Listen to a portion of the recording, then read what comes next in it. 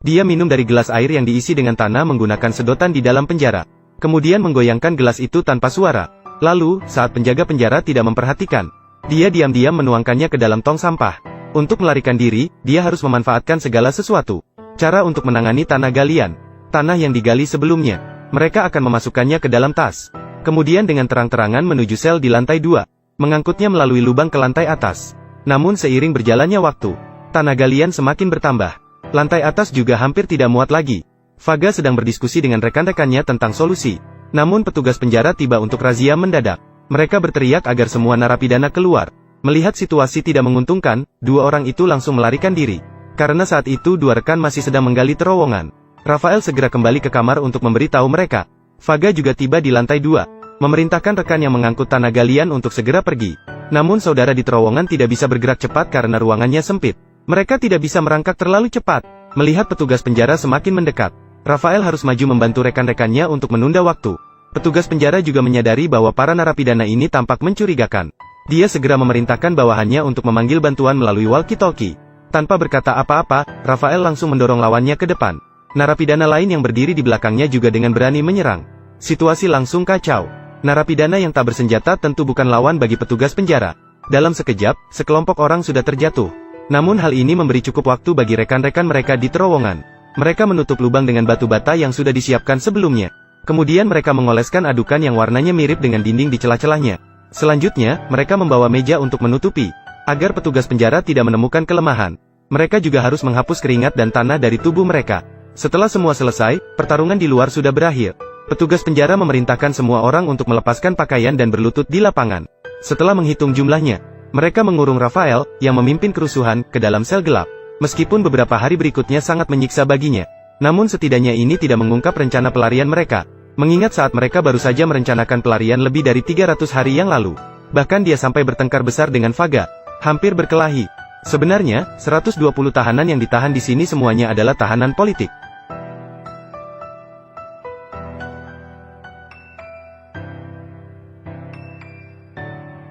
Mereka sebelumnya melancarkan perlawanan karena tidak puas dengan pemerintahan otoriter. Meskipun putusan Mahkamah Agung belum keluar, namun mereka tahu hukuman mati pasti akan menjadi akhirnya. Dengan terus-menerus disuasi oleh rekan-rekannya, kedua orang itu juga hanya bisa menempatkan perselisihan pribadi mereka ke samping. Vaga mengungkapkan perkiraan angka-angka yang dia hitung dalam 2 hari terakhir. Menggali dari sel ke tembok luar penjara sekitar 70 meter. Tanah liat yang dihasilkan sekitar 50 hingga 70 ton. Banyaknya tanah liat membuat ketiga orang itu kesulitan. Namun, ketika panah sudah dibusur, harus dilepaskan. Pada hari kelima di penjara, mereka menemukan suara gema yang jelas di dasar dinding. Menunjukkan bahwa dinding di sisi ini tidak terlalu tebal. Kemudian mereka mengambil gergaji dan mulai bertindak. Dengan usaha terus-menerus dari Rafael, sudut dinding segera terpotong membentuk celah. Rekan-rekan pada saat itu mengeluarkan adonan yang sudah disiapkan dan mengoleskannya untuk menyembunyikan jejak. Kemudian, mereka mulai memotong sedikit demi sedikit setiap hari. Akhirnya, pada hari ke-56, dinding berhasil dipotong sepenuhnya.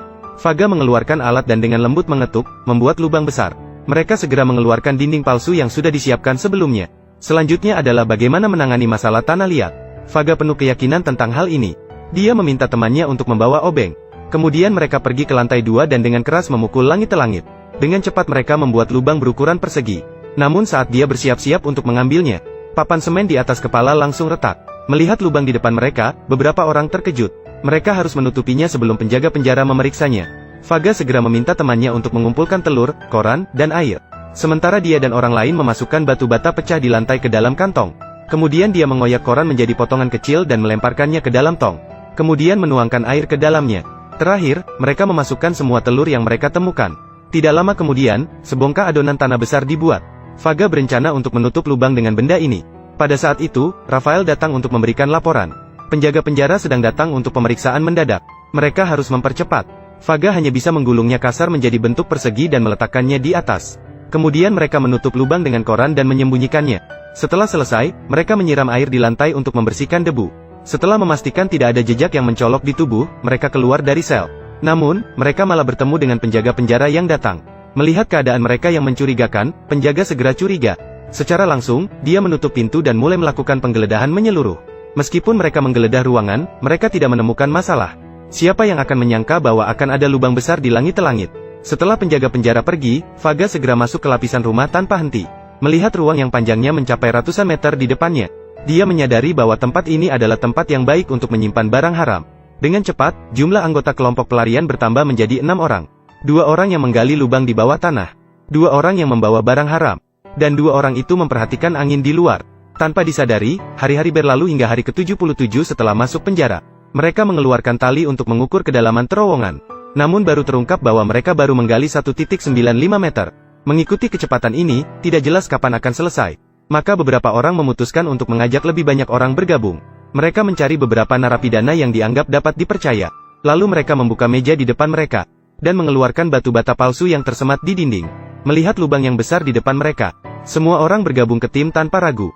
Dengan bertambahnya jumlah anggota tim, waktu penggalian terowongan juga menjadi 4. Setiap putaran menggali selama 2 jam. Sehari paling tidak mereka bisa mengangkut 100 kg tanah. Faga juga menetapkan bahwa setelah menggali harus membersihkan tubuh. Bahkan tanah di bawah kuku pun tidak boleh tersisa. Semua ini bisa membuat mereka terbongkar. Untuk mengurangi risiko tertangkap, mereka juga membuka 2 sel di atas dan bawah, langsung mengangkut tanah ke atas melalui lubang. Namun meskipun begitu, mereka tetap diperhatikan oleh orang yang curiga. Hari itu, seorang pemuda tampan tiba-tiba mengungkap rahasia Rafael di lapangan. Awalnya dia menolak untuk mengakui, namun lawan langsung menunjukkan bukti jari-jarinya yang tidak bersih. Beberapa orang yang tidak punya pilihan hanya bisa membiarkannya bergabung. Pada saat itu, semua orang belum tahu. Kehadirannya akan mengubah nasib semua orang secara total.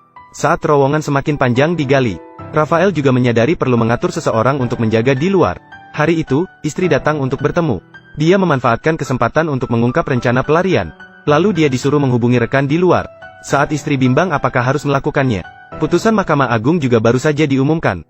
Rafael dan kawan-kawan dijatuhi hukuman mati. Meskipun prosesnya masih memakan waktu, namun ini memperkuat hati istri. Dia segera mencari teman lama Rafael untuk meminta bantuan. Tanpa ragu, teman itu langsung setuju.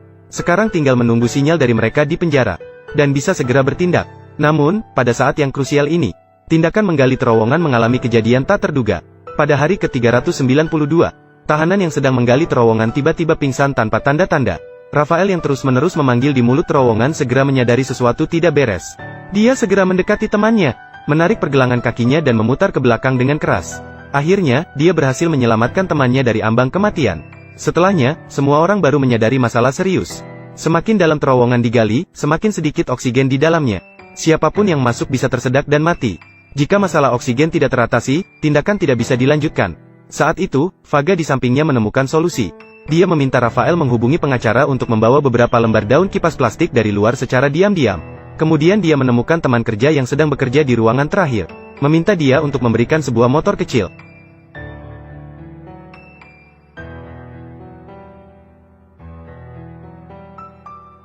Dengan alat yang lengkap, semua orang segera membuat saluran ventilasi.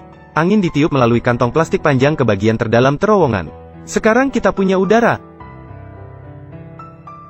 Pada saat yang sama, Faga juga mendatangkan beberapa kabel dan bohlam lampu, dan memasangnya di dalam terowongan yang sempit.